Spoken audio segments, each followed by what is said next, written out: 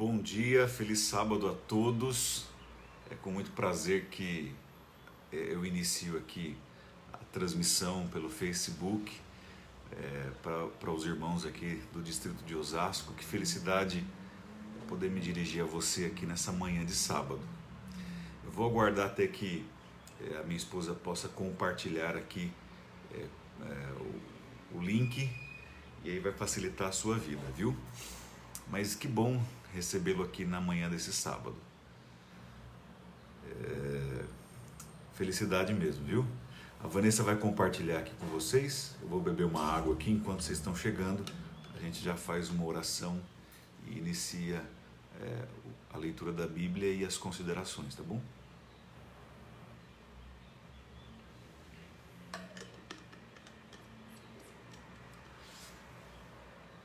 Bom dia para vocês que estão chegando. Tem muitas pessoas aqui. Eu estou transmitindo a partir do telefone celular, então a imagem vai ficar assim, meio que em pé mesmo, ela não vai ficar com a tela cheia, né? E eu estou conseguindo ler os comentários aqui. Eliane Ono, Leonor, Vanessa, minha esposa,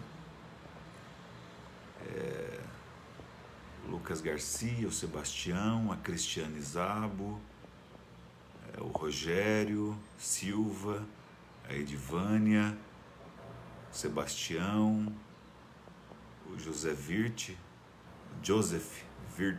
que nome chique, hein? Fábio Moura, a Érica, Sirene, Sueli, Nana, Maria Inês. Que bom ter vocês aqui, Regina Melo. Sejam bem-vindos, viu? Feliz sábado para vocês. E eu vou fazer uma oração e logo na sequência nós vamos estudar a Bíblia. Nós vamos aqui até às 11h10. São 40 minutos de estudo da Bíblia, tá? Então, fica comigo. É um exercício que vai exigir um pouco do seu esforço também, mas certamente vai abençoar muito sua vida, tá bom? Sejam bem-vindos. Eu sei que tá muita gente chegando aqui, eu não consigo falar o nome de todo mundo, mas são todos muito bem-vindos, moram todos aqui no meu coração, viu? Vamos orar então? Querido Deus, muito obrigado por esta manhã gostosa de sábado, onde nós podemos, na tranquilidade das nossas casas, ouvirmos a palavra de Deus, ouvirmos o que este livro sagrado tem a nos oferecer. E nós vamos ler a Bíblia. Nós vamos depois fazer algumas considerações e pedimos ao Senhor que este culto racional não seja um mero exercício intelectual, acadêmico, cognitivo, mas que possamos nos aproximar de Jesus, possamos nos aproximar do céu e possamos manter relacionamento pessoal, íntimo com a pessoa do Senhor Jesus. Nesse nome precioso que eu oro, o nome de Jesus Cristo. Amém. Gente, é muito bom falar com vocês aqui. A gente vai continuar o estudo que nós começamos no sábado passado. Você que esteve aqui sábado passado comigo percebeu que nós estudamos aqui o Evangelho de João, né, o quarto Evangelho, e esse mês de junho aqui, e talvez o mês de julho, né, aí a gente não vai saber, eu não sei ainda como que vai ser o mês de julho, mas esse mês de junho agora nós vamos estudar o quarto Evangelho, o Evangelho de João. Tá bom? Então nós vamos ali. A minha intenção, a princípio aqui, é esse mês de junho, porque julho, eu não sei se a gente vai voltar às atividades presenciais ainda, eu não tenho essa informação. Vamos ver como é que vai ser, como serão os desdobramentos de tudo isso aqui, né? A gente depende muito de liberações governamentais, tudo para que a gente possa abrir a igreja. Mas então eu preciso ainda aguardar por instruções, né? Por orientações e não fazer a coisa à revelia, né? Aliás, porque ninguém quer isso, né? A gente quer o bem da nossa comunidade de fé e da nossa cidade como um todo aqui. Por isso que eu estou só te dizendo que esse planejamento que eu tenho é para o mês de junho. Então nós vamos estudar até onde der aqui o Evangelho de João, porque são 21 capítulos. E você vai perceber, pelo sábado passado, quem esteve sábado passado comigo e quarta-feira, você percebeu aí a riqueza de detalhes que o quarto Evangelho tem. E que a gente precisa estudar, a gente não pode estudar assim simplesmente de forma corrida o texto, né? A gente vai ler o texto, depois a gente volta para aquilo que a gente já leu. Então, você vai me ver fazendo esse exercício de indo e voltando no texto. Isso aqui é importante, porque aí vai fazer você também compreender o texto. Compreender que ele foi dado, foi escrito ali dentro de um contexto, né? Ele não está ali jogado aleatoriamente, as palavras não estão ali aleatoriamente, né? Então ela tem um propósito. E vamos aqui ao texto desta manhã, pode ser? Vamos ali, João, né, o Evangelho. Eu convido você a ler o capítulo 3 e nós vamos começar diferente hoje. Nós vamos começar pelo versículo 16. João capítulo 3, versículo 16, tá bom? Quem achou aí, diga achei. Mantenha a sua Bíblia aberta, tá? Porque eu vou precisar que você faça o exercício aqui de procurar as passagens que eu der aqui para você. A gente vai ficar aqui no capítulo 3 hoje. A gente vai um pouquinho lá no 2 para ver alguma coisa, no 1 também para ver alguma coisa, tá bom? Então eu preciso que você tenha a Bíblia na sua mão, ou que você tenha aí a Bíblia no computador, de preferência a Bíblia física mesmo, que vai ficar mais fácil de você manusear aí, tá bom? Vamos lá? João capítulo 3, verso 16. Porque Deus amou ao mundo de tal maneira que deu o seu Filho unigênito para que todo o que nele crê não pereça, mas tenha a vida eterna. Esse daqui é um dos textos mais conhecidos de toda a cristandade, né? De toda o mundo ocidental cristão. Eu imagino que você sabe de cor esse texto aqui, de tanto que você já ouviu. Mas a gente vai estudar ele dentro de um contexto. E a gente vai entender a gente vai ter um entendimento mais aprofundado a respeito desse texto. Quem foi que escreveu isso aqui? Foi João. E João escreveu isso aqui baseado em quê? Baseado no diálogo que Jesus teve com Nicodemos.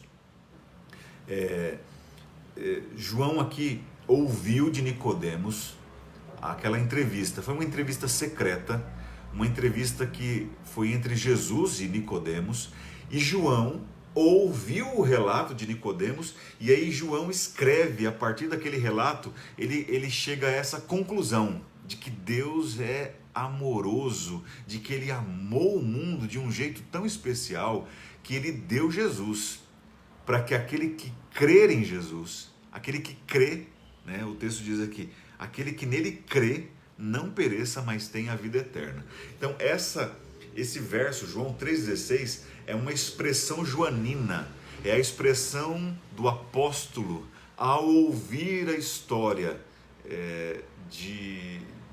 da entrevista ali oculta de Nicodemos e Jesus.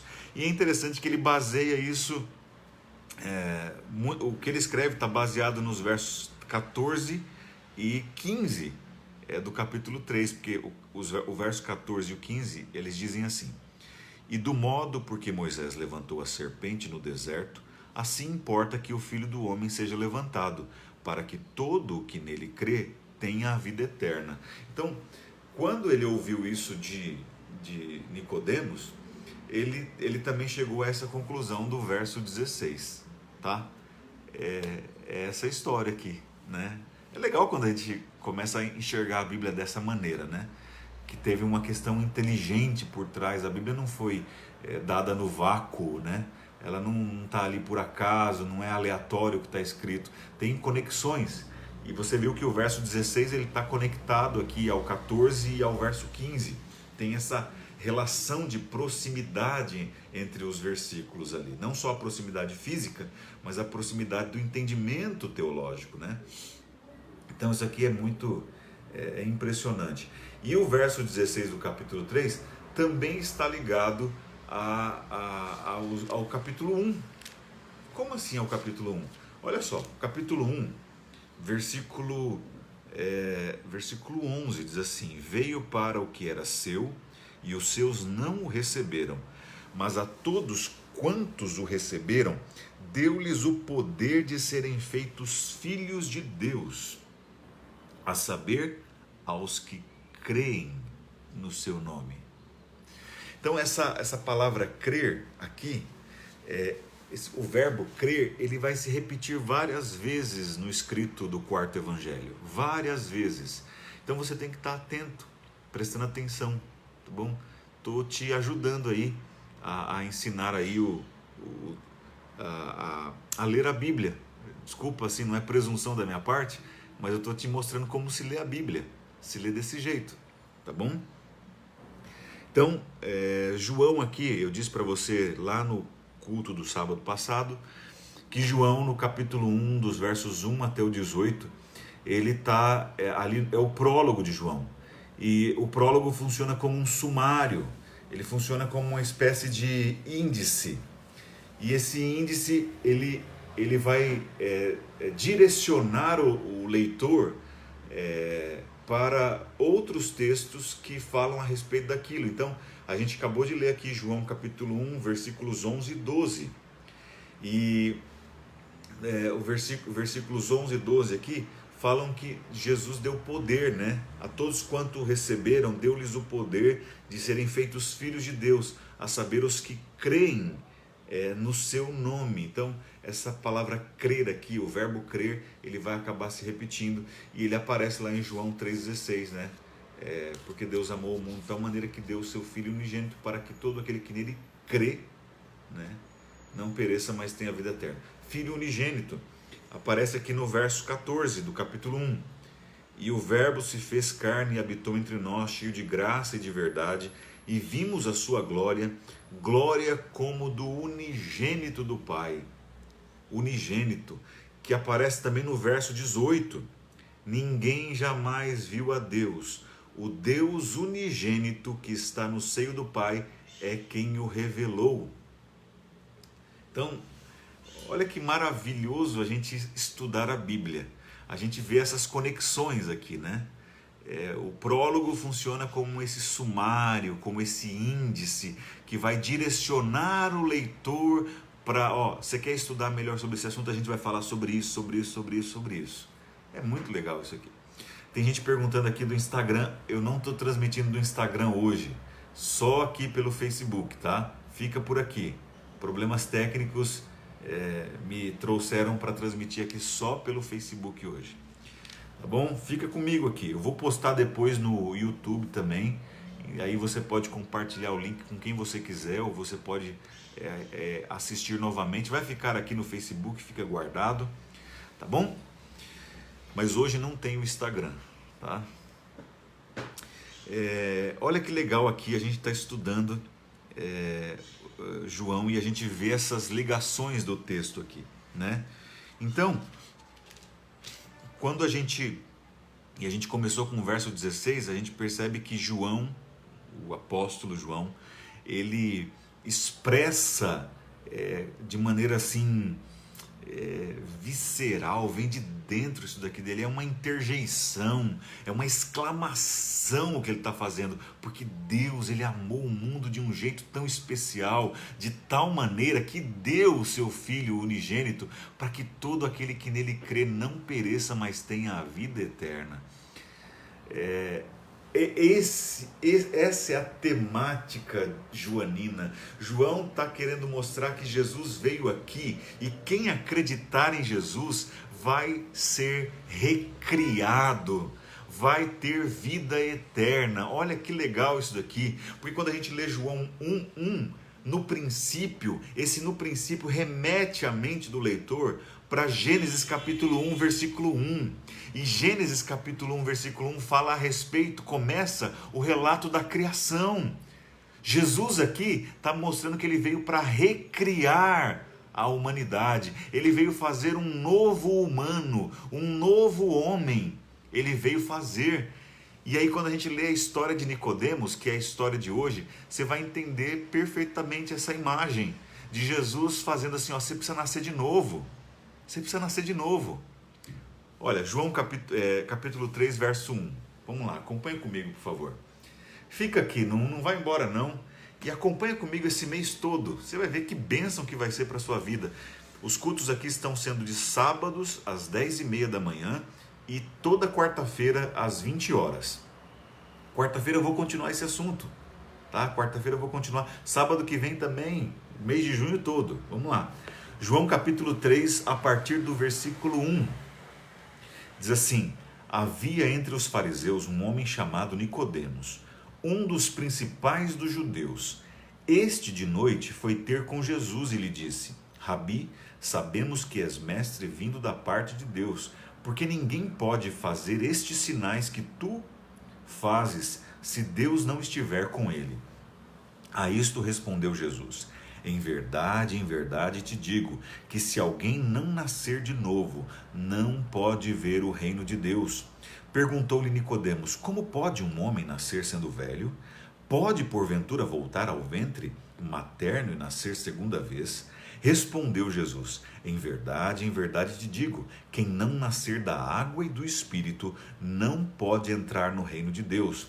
O que é nascido da carne é carne, e o que é nascido do Espírito é Espírito. Não te admires de eu te dizer: importa-vos nascer de novo. O vento sopra onde quer, ouves a sua voz, mas não sabes de onde vem, nem para onde vai. Assim é todo o que é nascido do Espírito. Então lhe perguntou Nicodemos: como pode suceder isto? Acudiu Jesus: tu és mestre em Israel e não compreendes estas coisas? Em verdade te digo, que nós dizemos o que sabemos e testificamos o que temos visto, contudo não aceitais o nosso testemunho. Se tratando de coisas terrenas não credes, como crereis se vos falar das celestiais? Ora, ninguém subiu ao céu, senão aquele que de lá desceu, a saber, o Filho do Homem, que está no céu. E do modo porque Moisés levantou a serpente no deserto, assim importa que o Filho do Homem seja levantado, para que todo o que nele crê tenha a vida eterna. Olha que texto maravilhoso, gente. Nicodemos foi ter essa entrevista com Jesus e ele resolveu fazer isso na calada da noite. Enquanto todo mundo estava dormindo, ele resolveu ir fazer ele pediu essa audiência, essa entrevista com Cristo. A pergunta é: por que Nicodemos quis falar com Jesus? Porque ele se interessou tanto em falar com Jesus? Por conta dos acontecimentos anteriores. Tá vendo como tudo está ligado? Os acontecimentos anteriores, aqui que estão no capítulo 2, fizeram com que Nicodemos se interessasse por Jesus. Este homem aqui, que era membro do Sinédrio, da reunião dos 70 mestres de Israel aqui, era uma espécie de corte religiosa e civil também, dentro da nação. Esse homem quis se encontrar com Jesus. Interessado no que ele tinha visto, Nicodemos presenciou fatos que despertaram nele o interesse por Jesus. E vamos dar uma olhadinha no que foi que despertou em Nicodemos aqui a curiosidade, né? Capítulo 2, a partir do verso 13, diz assim: estando próxima a Páscoa dos judeus, subiu Jesus para Jerusalém, encontrou no templo os que vendiam bois, ovelhas e pombas, e também os cambistas assentados. Tendo feito um azorrague de cordas, expulsou todos do templo, bem como as ovelhas e bois, derramou pelo chão o dinheiro dos cambistas, virou as mesas e disse aos que vendiam as pombas: tirai daqui estas coisas, não façais da casa do meu pai casa de negócio. Lembrando-se de seus discípulos, que está escrito: o zelo da tua casa me consumirá. Perguntaram-lhe, pois, os judeus: que sinal nos mostras para fazeres estas coisas? Jesus lhes respondeu: destruí este santuário e em 3 dias o reconstruirei. Replicaram os judeus: em 46 anos foi edificado este santuário e tu em 3 dias o levantarás? Ele, porém, se referia ao santuário do seu corpo. Quando, pois, Jesus ressuscitou dentre os mortos, lembraram-se os seus discípulos de que ele dissera isto e creram na Escritura e na palavra de Jesus. Verso 23. Estando ele em Jerusalém durante a festa da Páscoa, muitos, vendo os sinais que ele fazia, creram no seu nome. Mas o próprio Jesus não se confiava a eles, porque os conhecia a todos e não precisava de que alguém lhe desse testemunho a respeito do homem, porque ele mesmo sabia o que era a natureza humana. É por isso que Nicodemos procurou Jesus. Nicodemos presenciou Jesus expulsando os cambistas do templo, virando as mesas, pegando o azorrague ali, o chicote, né? E realmente fazendo ali uma limpeza, e muito mais do que uma limpeza física ali. Jesus estava moralizando mesmo, mostrando que aquele local não era um local para aquilo. E o texto diz que vendo os sinais, muitos creram. Vendo os sinais, muitos creram. Os sinais que aparecem aqui no Evangelho de João têm esse propósito de apresentar a glória de Jesus, de apresentar a glória do Messias. E aí, ao verem a glória do Messias, eles puderem crer. E foi isso que aconteceu com os discípulos quando viram Jesus transformando água em vinho. Lá no capítulo 2, versículo 11, assim: com este deu Jesus princípio aos seus sinais em Caná da Galileia, manifestando a sua glória, e seus discípulos creram nele. Olha que interessante. Quando Jesus apresentava o sinal, e João tecnicamente usa a palavra semeion, que é sinal, quando Jesus apresentava o sinal, era para que crescem nele, é para que a sua glória fosse manifestada e eles viessem a acreditar que ele era o Messias, o Filho de Deus, o próprio Deus. Quando aparece a expressão Filho de Deus aqui na Bíblia, não é que Jesus tinha nascido do Pai, foi gerado por ele, veio dele, não. Porque Filho de Deus para nós é como, por exemplo, eu tenho 3 filhos. Todos os meus 3 filhos são meus filhos porque foram gerados por mim. Gerados assim, claro, estiveram no útero da Vanessa, mas tem a minha participação ali. Mas não é isso que acontece com Jesus. A ideia de ser filho de Deus aqui no Evangelho de João é a ideia de que ele era o próprio Deus. O próprio Deus. E eu provo isso pela Bíblia para você. Olha só, mantenha aí sua mão no capítulo 3. A gente está no 2 aqui, 2 e 3, tá? Mas a gente vai para o capítulo 5. Capítulo 5, verso 18.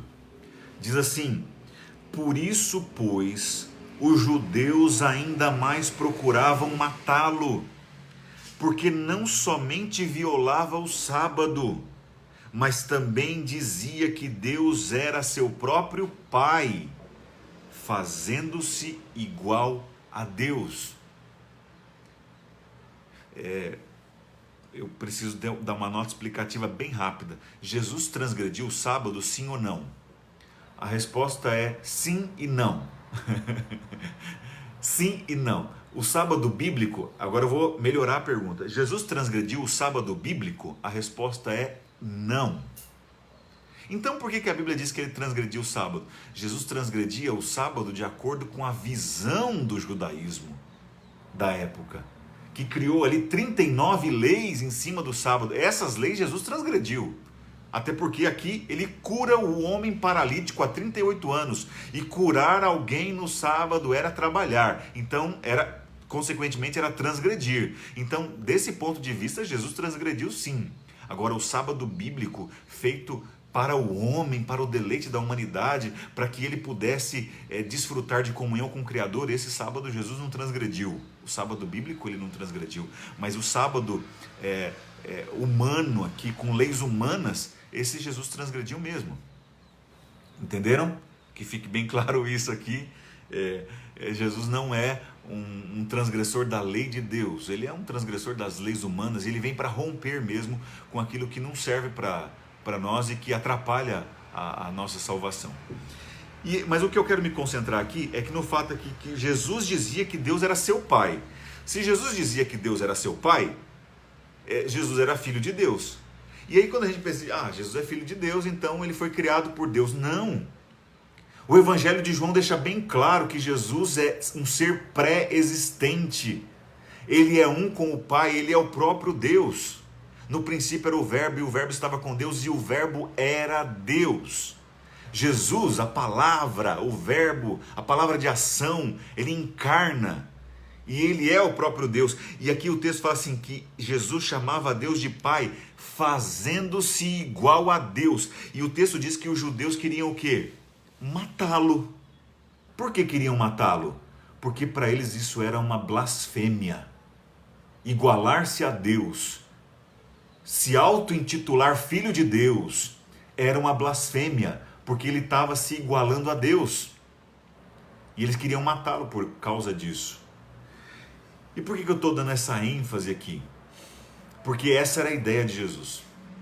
Ele queria se mostrar, revelar sua glória, mostrar que ele era o Messias mesmo. E aí Nicodemos vem na calada da noite, depois de ter visto Jesus expulsando os cambistas do templo, visto os sinais, muitos creram. Nicodemos ficou impressionado, e ele junto com o Sinédrio. Depois Nicodemos aparece 3 vezes na Bíblia, 3 vezes, aqui no capítulo 3 de João, lá no capítulo 7 e lá no capítulo 19, ele aparece aqui nessa entrevista com Jesus, depois ele aparece defendendo Jesus diante do Sinédrio, e depois ele aparece lá na cruz, quando ele prepara o corpo de Jesus. Olha que interessante, vamos caminhar aqui, daqui a pouco a gente abre nesses textos aqui. Nicodemos procura Jesus no meio da noite. Ele vai em busca de Jesus e ele chega com um elogio. Ele fala assim: Rabi, sabemos que és mestre vindo da parte de Deus. Veja, Jesus ele não aceita nada menos do que o que de fato ele é. Nicodemos chega tentando agradar e fala assim: você é mestre, porque os sinais que você faz, eles jamais poderiam ser feitos se você não fosse enviado de Deus. Nicodemos acha que está abafando aqui com esse elogio aqui, com esse reconhecimento.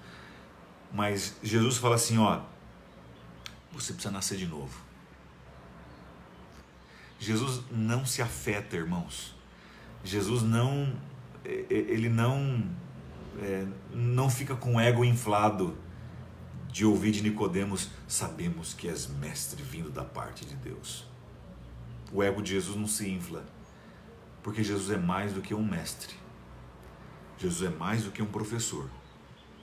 Jesus é o próprio Deus. C.S. Lewis escreveu esse pequeno livro aqui, Cristianismo Puro e Simples. Foi o primeiro livro assim, teológico, assim, ele não é muito teológico, mas o primeiro livro assim, profundo que eu li foi esse daqui. Eu tinha 16 para 17 anos quando eu li esse livro pela primeira vez. Tinha 17 anos quando eu li. E desde então esse livro aqui me surpreende toda vez que eu releio ele. E eu queria ler com você aqui um trechinho que está na página 69, que diz assim: estou tentando impedir, C.S. Lewis escreve assim, estou tentando impedir que alguém repita a arrematada tolice dita por muitos a seu respeito. Estou disposto a aceitar Jesus como um grande mestre da moral, mas não aceito a sua afirmação de ser Deus. Essa é a única coisa que não devemos dizer, diz C.S. Lewis.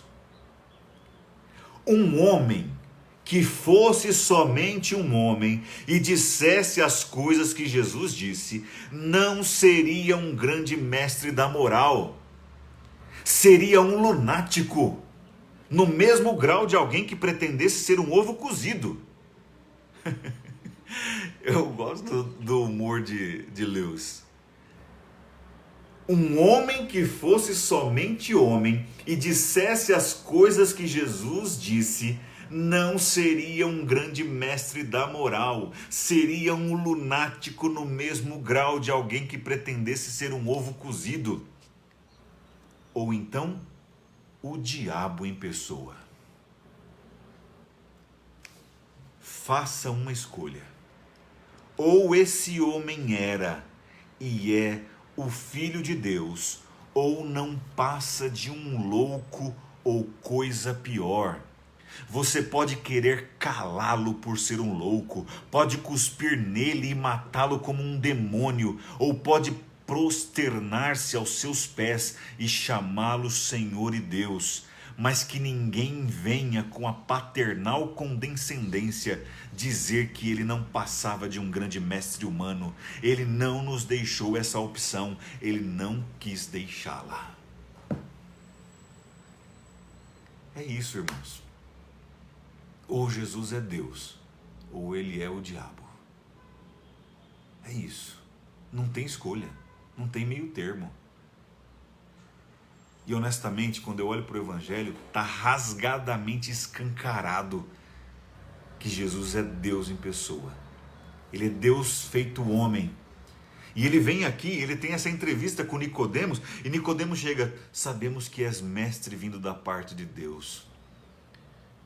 Jesus chega para ele e diz assim, verso 3, a isto respondeu Jesus, em verdade te digo, se alguém não nascer de novo, não pode ver o reino de Deus. Interessante que Jesus fala aqui na primeira parte, não pode ver o reino de Deus. Quem não nascer de novo, e esse nascer de novo aqui, o de novo, é uma palavra grega que deveria ser traduzida como do alto, anoten. Anoten é a palavra grega para do alto. Nascer de novo aqui é nascer do alto, nascer do céu. E olha, não tem como você enxergar Jesus se você não tiver nascido de novo. Um ateu não consegue entender quem é Jesus e nunca entenderá. Não porque não é inteligente, não porque não tem aqui uma mente pensante, não é isso, é porque é muito mais necessário você ser um ser espiritual do que você ser um ser intelectual para entender quem é Jesus. Jesus rompe com o nosso calibre mental e ele faz a gente sair da nossa zona de conforto. Ele chega para Nicodemos e fala assim, você precisa nascer do alto. Você é muito inteligente, Nicodemos. Você é um homem sábio, você faz parte do Sinédrio, você é um dos principais dos judeus aqui, mas você precisa nascer de novo. Já pensou? Jesus chega rasgadamente, com os 2 pés no peito de Nicodemos e fala assim, você precisa nascer do céu. Você não é um homem espiritual. Que coisa! A gente que vive tão acostumado com essa bajulação no meio religioso, todo mundo gosta de ser bajulado, todo mundo gosta de ser tratado assim a pão de ló. Jesus chega para Nicodemos e fala assim, Nicodemos, nasce de novo. Você não é espiritual. E aí o texto continua. E Nicodemos fala, perguntou-lhe Nicodemos, verso 4, como pode um homem nascer sendo velho?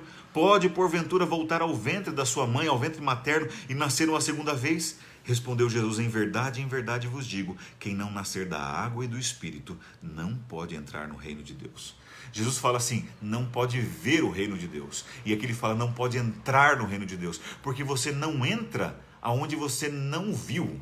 Se você não viu, você não deseja. Se você não deseja, você não entra.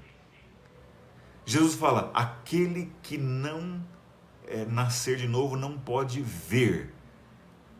E não pode entrar. Veja, para você entrar no reino de Deus, você precisa desejar o reino de Deus.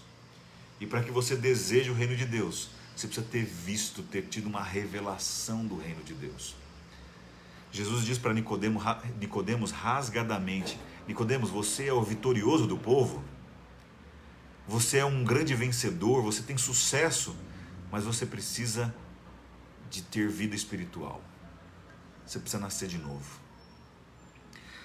Será que nessa manhã de sábado eu falo para alguém que está com a vida em frangalhos, a vida espiritual, e talvez seja só uma casca e uma aparência, e tenha vivido de teatralidade na igreja, e até agora não entendeu quem é Jesus? Será que eu falo para alguém que está precisando de ter um encontro com Cristo, assim, um encontro íntimo como esse, e rasgar o coração diante de Jesus e mostrar para Ele quem você de fato é? A gente não pode se esconder de Cristo. Aliás, nada fica oculto aos olhos daquele que tudo vê, daquele que tudo sonda, daquele que tudo conhece. Jesus sabe quem é você e te ama mesmo assim, independente de quem você é. Ele ama você, das suas falhas, das suas limitações, da sua incredulidade muitas vezes. Ele ama você. E a pergunta que paira aqui com a gente é: será que Nicodemos, ele acreditou em Jesus? Será que Nicodemos, ele aceitou? Porque o texto termina, e ele termina sem uma resposta. João não nos dá uma resposta se Nicodemos aceitou, recebeu Jesus no coração e foi feito filho de Deus. O texto não diz isso. Mas quando a gente lê o restante da Bíblia, ou outras partes aqui do Evangelho, né? Vamos lá para o capítulo 7. O capítulo 7 aqui, os versos 50 a 52, diz assim: Nicodemos, um deles que antes fora ter com Jesus, perguntou-lhes: acaso a nossa lei julga um homem sem primeiro ouvi-lo e saber o que ele fez? Responderam-lhe: dar-se-á o caso de que também tu és da Galileia? Examina e verás que da Galileia não se levanta profeta. E cada um foi para sua casa. Veja só, Nicodemos aqui se levanta em defesa de Jesus. E aí a próxima vez que aparece Nicodemos no relato de João é lá no capítulo 19, no verso 39. João capítulo 19, versículo 39 diz assim: então e também Nicodemos, aquele que anteriormente viera ter com Jesus à noite, foi levando cerca de 100 libras de um composto de mirra e aloés.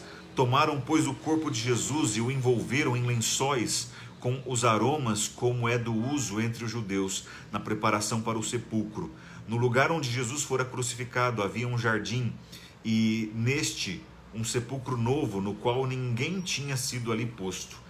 Ali, pois, por causa da preparação dos judeus e por estar perto o túmulo, depositaram o corpo de Jesus.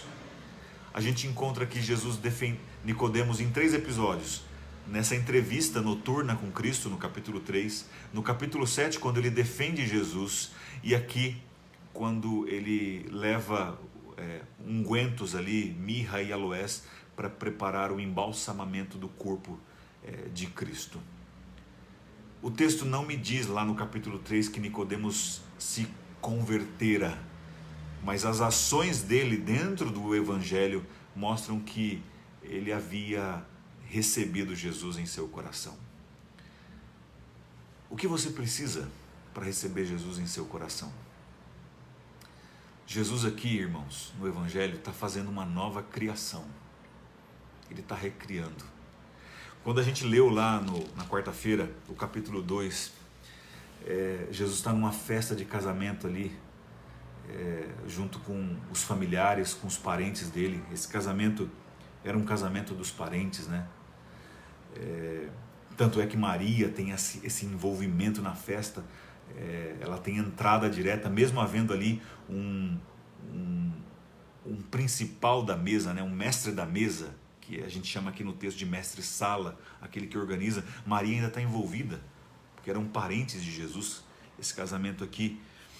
E o texto lá diz que o mestre-sala, né, o mestre da mesa, ele chega e fala assim: mas primeiro servem o bom vinho, para depois servirem o vinho de qualidade inferior. E vocês serviram aqui agora, estão servindo o melhor vinho para o final. O texto ele fala de superior e inferior. Quando fala bom vinho, na verdade é vinho superior mesmo, o melhor, e o vinho inferior.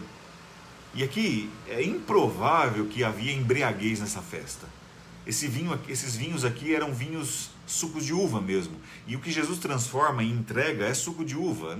Nem vou discutir esse assunto. Teólogos sérios não levam em consideração o fato de que era vinho alcoolizado. Não era vinho alcoolizado, era suco de uva puro aqui. Jesus entrega o melhor diante do inferior. Aqui no texto que a gente leu de Nicodemos, ele fala de nascer do alto, porque Nicodemos já tinha tido um nascimento natural. Quando a gente lê aqui o próximo estudo que a gente vai ter, quando a gente lê a história da mulher samaritana, ele fala da água do poço de Jacó e da água viva que ele oferece. Você está percebendo? Jesus sempre está mostrando assim, é do velho para o novo, é do inferior para o superior. Jesus vem aqui para realizar uma nova criação. Ele vem para recriar a humanidade e entregar um humano novo, um humano melhor. E esse humano melhor não é conquistado pelas regras de etiqueta. Esse humano melhor não é conquistado pelo politicamente correto. Esse humano melhor não é conquistado pela educação das academias. Esse humano melhor não é feito diante de uma graduação, uma pós-graduação, um mestrado, um doutorado. Esse humano melhor não é feito pelo treino da disciplina, pelo treino do respeito, pelo treino da educação. Eu não estou desmerecendo todas essas coisas. Eu estou simplesmente dizendo que você pode ser simplesmente um pecador graduado, um pecador com uma faculdade, um pecador com um diploma, mas você continuará sendo um pecador. O que Jesus vem fazer aqui é transformar o seu e o meu coração. Eu olho para o mundo e essas últimas semanas têm sido semanas difíceis, né? Olha para os Estados Unidos, um país de primeiro mundo. Um país de primeiro mundo. Historicamente, os Estados Unidos sempre tiveram manifestações, né? Sempre. A questão do racismo é muito presente lá e as manifestações sempre ocorrem. Vez ou outra elas são um estupim, né? Tem alguma coisa dispara o gatilho e eles começam a se manifestar. Veja, um país extremamente avançado em tecnologia e em educação. Não conseguiram resolver ainda o problema sociológico. E vou te dizer mais, não é só sociológico. É um problema mais do que antropológico. É um problema teológico. É um problema de novo nascimento. E eles nunca vão resolver aquilo até a volta de Jesus. Sabe por quê? Porque todos eles precisam mudar o coração deles. E eu não quero falar dos americanos, eu quero falar agora da gente aqui. A gente precisa mudar o nosso coração. A gente precisa permitir que Jesus transforme o nosso coração. Sabe qual que é o meu e o seu problema? O meu e o seu problema é que a gente precisa nascer de novo. Nascer novamente. É isso. Não é a educação que vai melhorar a gente. Não é a política que vai melhorar você. Às vezes eu vejo os irmãos se debatendo em redes sociais, aí brigando por política, por políticos, por figuras políticas, por autoridades, e eu fico muito preocupado com isso. Quando um briga assim, porque o presidente, porque o governador, porque o prefeito, porque o ex-presidente. Para com isso, pelo amor de Deus. A gente precisa nascer de novo. Nós fomos chamados para um reino diferente, não é o reino desse mundo, não, é o reino de Deus. E eu não estou te ensinando a ser alienado antes que você pense que o pastor Antônio é obscurantista, ele está querendo desconstruir toda essa construção de discussão que a gente está tendo no Brasil hoje. Não, é que isso não vai levar a gente a nada, a lugar nenhum. A lugar nenhum. A gente precisa entender que o nosso reino, o nosso mundo não é aqui. E a gente precisa olhar como a gente viu aqui, a gente precisa procurar Jesus e permitir que Ele transforme a gente. Eu e você precisamos nascer da água e do Espírito.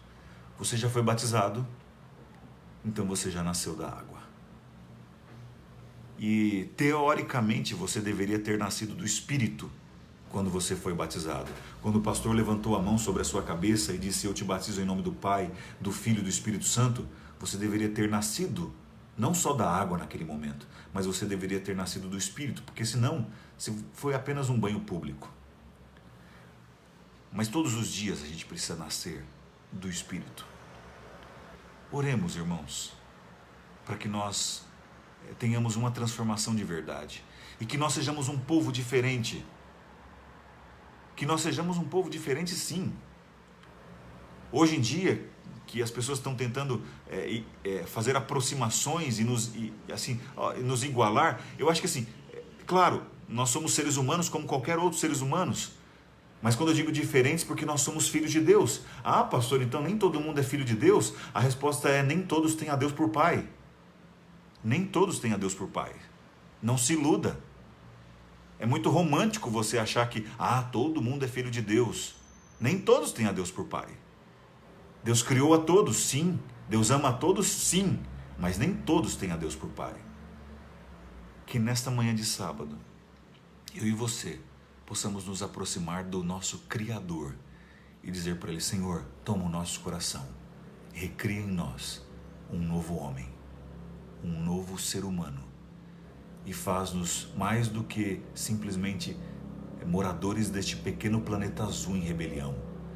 Faz-nos filhos de Deus, cidadãos da pátria celestial. Vamos orar?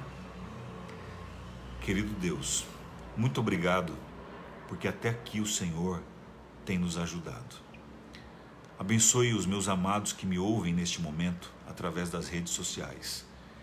Que a Tua graça, a Tua misericórdia estejam sobre a vida deles, sobre a minha vida também, e que eu possa nascer do alto, nascer do céu, ter uma vida muito mais do que simplesmente uma vida no plano horizontal aqui, mas ter uma vida vertical, uma vida de conexão com Jesus, uma vida de conexão com o céu.